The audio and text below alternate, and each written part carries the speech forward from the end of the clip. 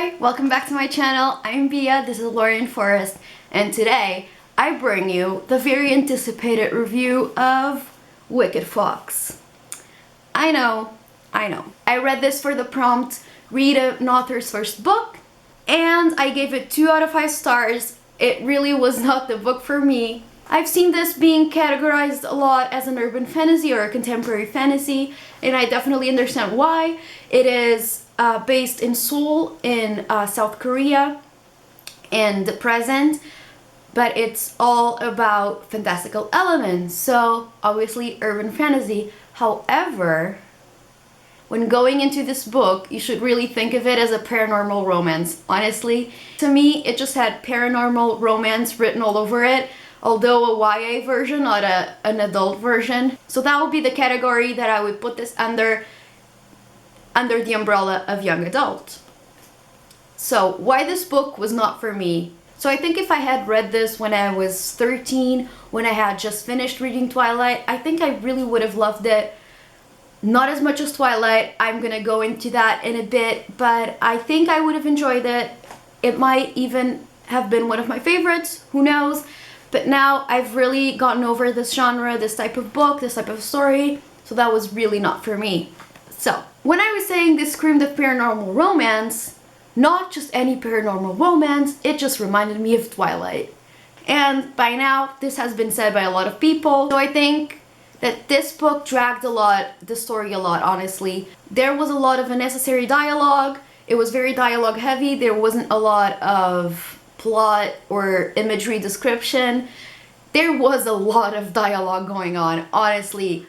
So it was very relationship based. It was definitely not that focused on the plot itself or the scenery or the fantastical elements, to be perfectly honest. It was really focused on the relationship, specifically between the main character and her love interest. But it's also about their respective relationships with their parents and friends and loved ones. Again, I think it's a very big book for what it's about, for the story that it tells. And I think this could be cut in 2. A lot of dialogue could have been cut out, but it could still be 2 books. So I feel like half of this book reads like a first part and then it reads like a second part of sorts, like a 1.1 and a 1.2. But the first part really reminded me of Twilight, while the second part honestly reminded me of New Moon. To me, this not only reminds me of Twilight for the themes, for the characters, but the plot itself rings a lot of bells. If you're familiar with the story, with Twilight, and you read this, I'm pretty sure you'll pick up on it as well. I'm not the only one who thinks this. I think it's a very universal thing that people have been noticing. So, the Twilight elements. We have someone who is supernatural, but is trying to retain their humanity. Does that remind you of anyone? Because it does to me. And then we have a human, a very normal human, who is very interested in this figure, who is battling between opposing forces of wanting to be alone and leave humanity by itself, but also wanting to retain that human part of them. Remind you of any relationships? It does to me. So I feel like we have like a gender bent Edward and Bella. Honestly, although they are not, obviously they are not 100% like them. The MC's love interest is nothing like Bella. Most of the times he is actually very charismatic, although the fact that he is very charismatic and attractive could be referencing the fact that Bella was very attractive to other people, although she was clumsy and whatever. All of the guys wanted her attention because, you know, she was like the new girl in school. So, there's still a parallel there. Then we have their friends, and they honestly also reminded me of a lot of the friends in Twilight.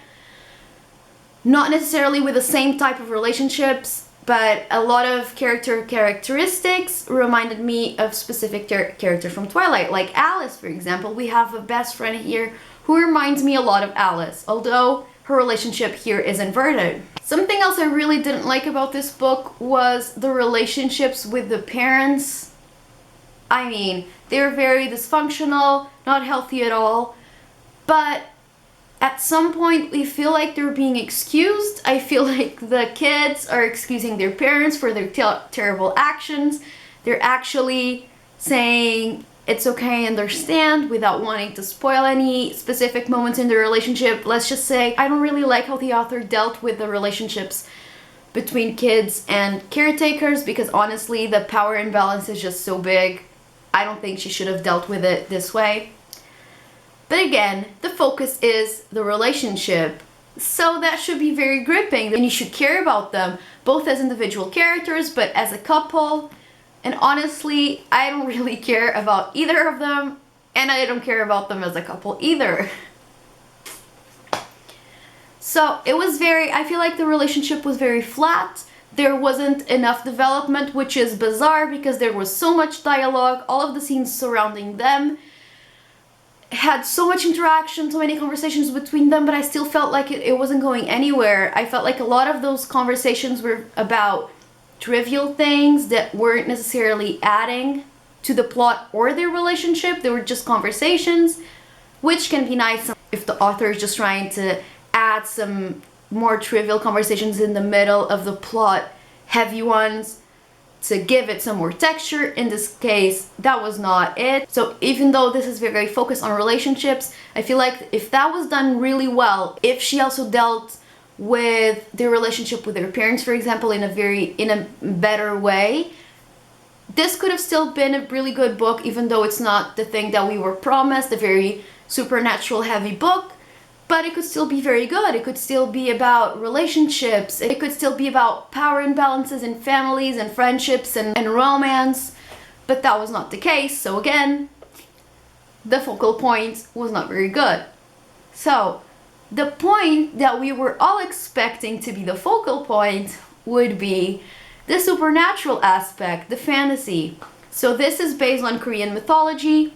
We do have some sections after some chapters with mythology explanations, some little bits of folklore, and they're very interesting. I did love those. They were really cool. And I just hope and I wish that the whole book was like those little bits of text that we had in the middle of the book, because they were very gripping, the stories were really interesting, and a couple of them were really relevant to the plot itself. So we actually got more information out of a single mythology section than from actual conversations and actions that were happening in the main plot, which is bizarre. So a lot of actions were not explained at all. A lot of the motives are very bizarre. They are not explained very well. There were a lot of things that were not shown to us, they were just told, which again is very strange for such a big book for a YA fantasy, honestly. If we're gonna have so much dialogue, if we're gonna have so much interaction between characters, why wouldn't they let us know what they were feeling, their motives, through what they were saying, through how they were expressing their emotions? So I feel like the author would do very trivial dialogues that we really didn't need, and then would have to put very important information into one sentence, like, oh, by the way, this is my motive. Oh, by the way, this is how I'm feeling, after tons of pages of them talking about something that we really don't care about. So that wasn't very good. But honestly, I can't go into the new moon sounding part that much without spoiling you, so I'm just gonna say there's a big parallel between the two. It relates to absences, and I really didn't like the great impact that someone's absence had in someone else's life, and the way that what happened to a specific character only happened to move the plot forward was also very sloppy, not convincing at all. You could see it from miles away. And then the ending, without spoiling you, obviously, is it really a plot twist if you see it coming? I don't think so, honestly. So there are like two different plot twists, one comes after the other, and you're just expecting it because again, a lot of things weren't shown, they were told. So the author could have put little leads into the text and some of us would be able to guess them, but she was very obvious. There were a lot of tells in the book. So some characters would be very ominous with things they were saying and you're like, okay, so that clearly means something. That sentence is very different from all of the other sentences in the book, so that clearly carries a lot of meaning. It's too obvious. The detective also reminded me a lot of characters from Twilight. It reminded me of Charlie in a way, but there's the whole police investigation arc going besides the main plot. So they're after the supernatural forces because they think it's an animal attack. Rings a bell, anyone? Yeah. So again, it was a 2 out of 5 stars. It wasn't the worst thing I've ever read. I mean, I got through it, although I had to really read it really fast so I wouldn't get that bored. But if you are still into paranormal romance, maybe you will like it. Again, I don't think the romance is good enough for even people who are very invested into that subgenre to like it. I think it's very childish in a way. The romance isn't really YA level. I would say it's more in a middle grade sort of level because it's very insta-love. So I don't know if you would care for it. So yeah, so I hope you liked this review.